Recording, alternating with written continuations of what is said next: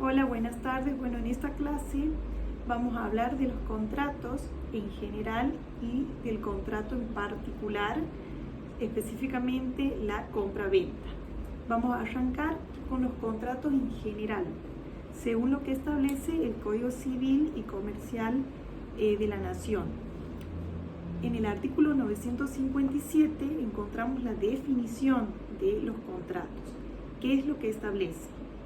Contrato es el acto jurídico mediante el cual dos o más partes manifiestan su consentimiento para crear, regular, modificar, transferir o extinguir relaciones jurídicas patrimoniales. ¿Sí? ¿Puedes repetir, por favor, el artículo? Bueno, el artículo que define a qué es un contrato del Código Civil, como decimos, es el artículo 957. Ahora lo que voy a hacer es explicar la distinción que hay de un contrato y de las simples convenciones. Entonces, las simples convenciones son aquellas que no producen efectos jurídicos, como por ejemplo, un acuerdo entre partes de ir a jugar al fútbol, un acuerdo de ir al cine, ¿sí? En tanto que cuando hablamos de contrato, como acto jurídico, que es la naturaleza jurídica, o sea, que es para el derecho, son convenciones jurídicas que producen efectos jurídicos determinados. Y hay dos notas distintivas y fundamentales de esos contratos. ¿Cuáles son? Uno, debe reglar derechos de carácter patrimonial y segundo, debe estar destinado, como hemos dicho en el código, a crear, modificar, transferir o extinguir obligaciones que engendran de esos pactos o acuerdos de voluntades. Ahora bien, retomando la naturaleza jurídica, ¿qué entendemos por contrato?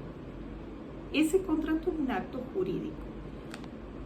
¿Cómo se caracteriza el acto jurídico? Es un acto entre vivos, es bilateral, porque hemos dicho que hay una pluralidad de sujetos. Profe, una pregunta, ¿puede ser hasta cuántas personas o desde cuántas, dos o más? Siempre hablamos de pluralidad de sujetos. Tienen que ser dos o más personas para que haya un contrato, para que se perfeccione el acto jurídico. Y también siempre de carácter patrimonial. Ahora, tenemos una clasificación que es un poco extensa en lo que habla de los contratos y el Código Civil y vamos a reducirla mencionando cada una de esas clasificaciones y destacando, digamos, la importancia de cada una. En la clasificación, entonces, primero vamos con los contratos unilaterales y bilaterales, que sería la contracara. Unilaterales son aquellos que crean obligaciones para una sola de las partes. Por ejemplo, una donación, una fianza, un contrato de mutuo, ¿sí? Y los bilaterales son aquellos que crean obligaciones recíprocas para todas las partes intervinientes en el contrato. Por ejemplo, la permuta, la locación. Profe, una pregunta, ¿podría ser ahí un contrato de alquiler de un departamento? Claro, a eso se refiere el contrato de locación, ¿sí? Bien. También tenemos no solamente la locación de inmueble, locación de servicio, locación de obra, todo lo que incluyan obligaciones recíprocas. A eso se refiere la bilateralidad, que técnicamente también se llama el sinalagma de los contratos.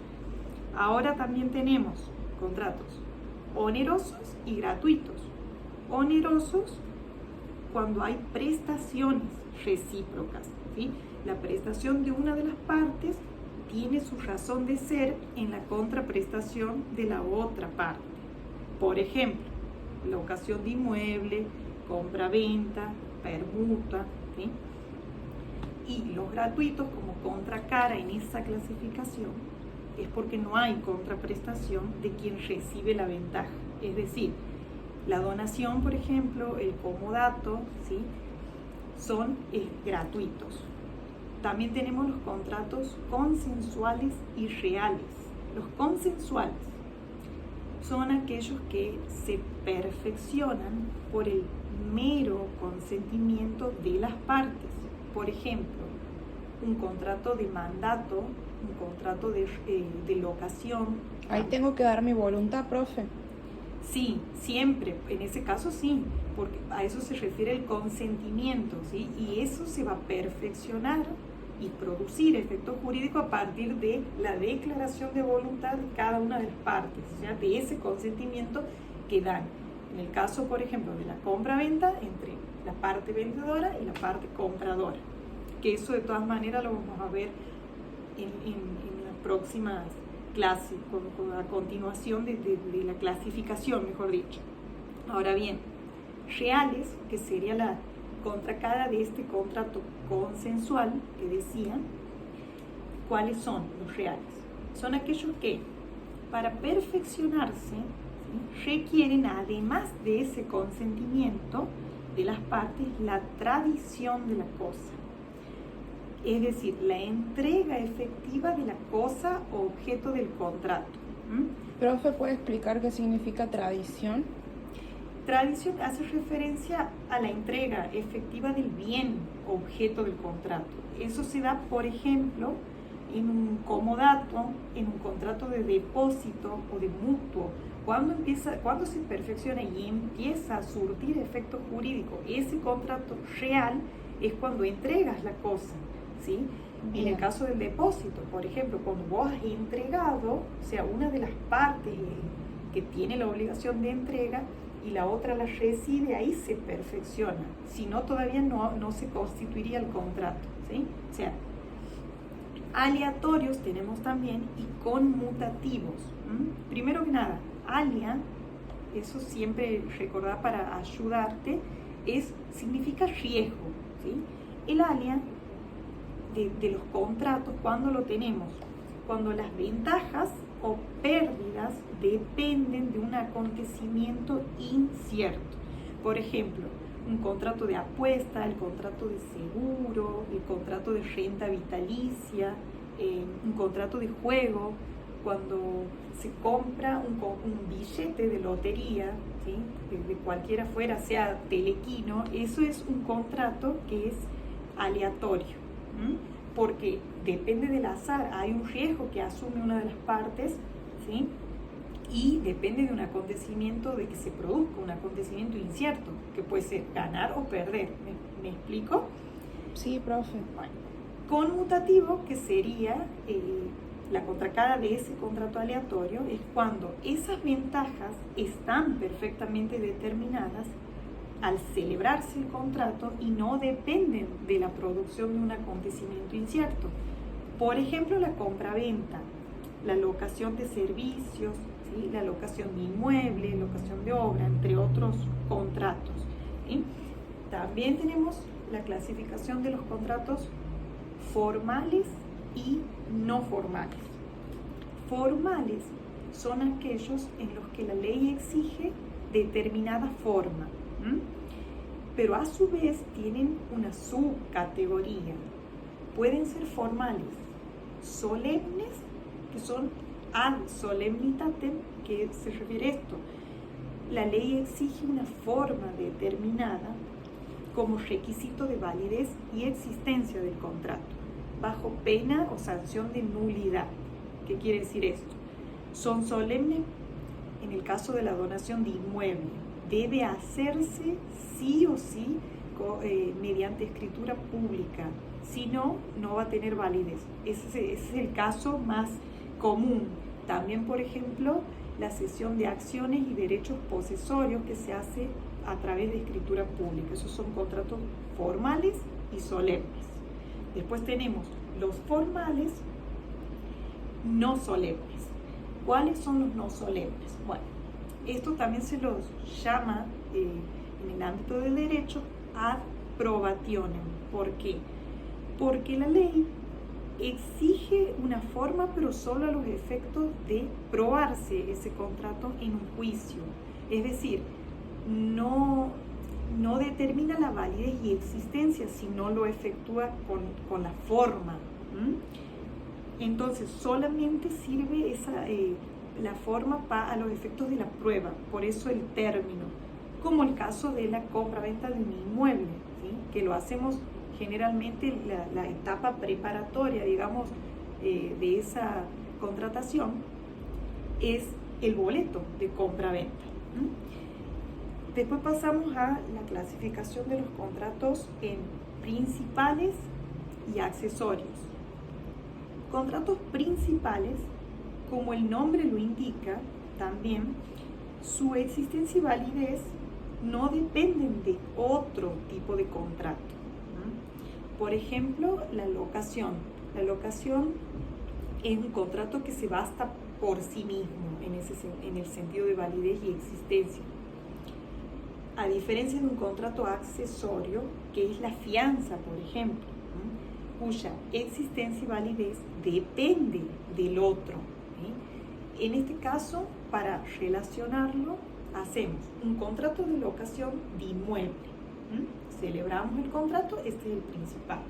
Y el contrato de fianza va a ser el accesorio y que normalmente se hace porque la fianza constituye una garantía personal en donde un tercero que es ajeno al negocio, a la contratación del principal, que lo tenemos de ejemplo en la locación de inmueble, se obliga a cumplir con una obligación que es pagar una mensualidad, por ejemplo, en caso eventualmente del incumplimiento del deudor principal, que es del locatario, ¿sí? Que se obliga obviamente subsidiariamente en caso de incumplimiento únicamente, pero funciona sí o sí acompañando al contrato principal. Profe, una pregunta, ¿tiene que ser mayor de edad esa persona para poder pagar? Sí, bueno, eso ya está en un capítulo de la capacidad, que sí, tendría que ser mayor de 18, o sea, de 18 años en adelante, eso sería la capacidad civil, ¿sí? Después también tenemos contratos de ejecución instantánea y de ejecución de tracto sucesivo.